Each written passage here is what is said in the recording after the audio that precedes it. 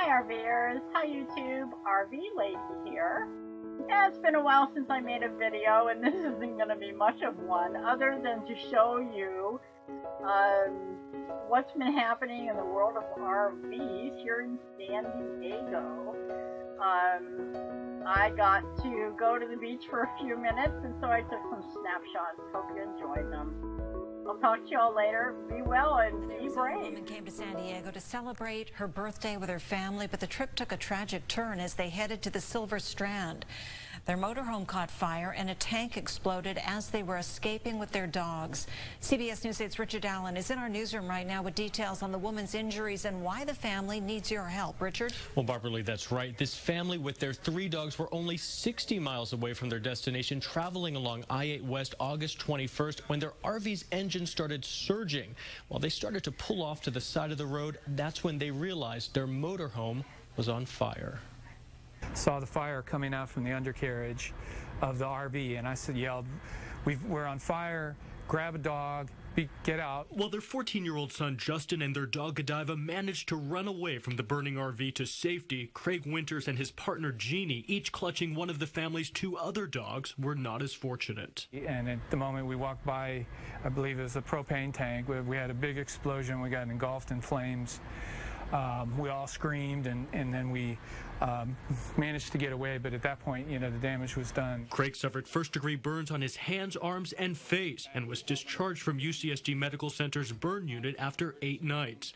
Jeannie still remains there in a medically induced coma with burns to 60% of her body. Really bad burns on her feet, legs, back, and stomach.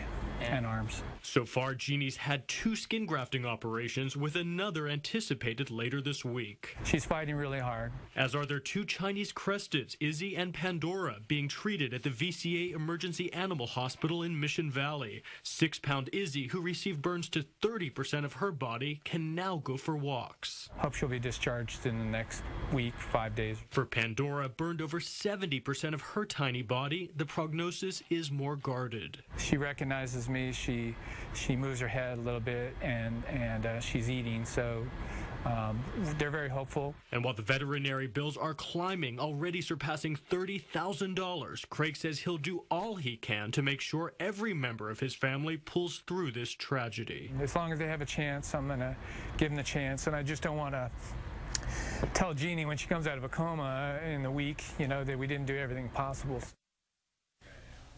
And while Jeannie thankfully has medical insurance, the family's dogs were not insured. Anyone interested in helping out this family as they struggle to get through this extremely tough time can go to cbsa.com and click on the hot button. There you'll find information on a GoFundMe site set up for the family, as well as information on donating directly to the VCA Emergency Animal Hospital. Carlo? Thank you, Rich. Federal ATF team has arrived in San Diego to help determine the cause of a massive fire at a San Marcos RV center. The team was called in because of the large amount of damage, more than $3 million worth of it. As CBS News 8's Dominic Garcia reports, this isn't the first high-profile incident that they've investigated. Well, this fire sure did a number on this facility. It's right behind me. You can see it's charred the outside, and inside it's pretty much gutted. Right over there is one of the RVs that was caught in this fire, and to figure out how this all happened, an elite team has been brought in. Propane fueled a fire that could be seen for miles. There's a heck of a lot of black smoke coming up, and there are a lot of pops and bangs, which I'm assuming was the propane. It took over 100 firefighters to put out a blaze at a repair shop on the Holland RV Center lot. 6 to 8 motorhomes were inside the almost 11,000 square foot facility. It's a pretty big devastation here of the fire. 4.2 million, I understand, is the loss, and something about that much, and it's pretty big. And because of that, the ATF's National Response Team is helping investigate. It's the same team that investigated the World Trade Center and Oklahoma City bombings. They'll be looking at a number of factors, trying to figure out where this fire started and how. You have electrical issues, you have weather, you have like you said, it could be arson. And even though the fire's out, they still need to be careful. We always have issues with the outside of the building collapsing or falling out.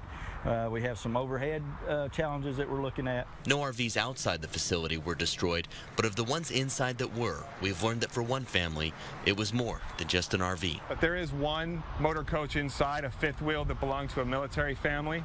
and they lived out of that motor coach, and it burned to the ground. Everything they had was in it. Now, the managers here at Holland want to let people know they are still open for business. As for that repair facility, they've moved to a new location in Escondido.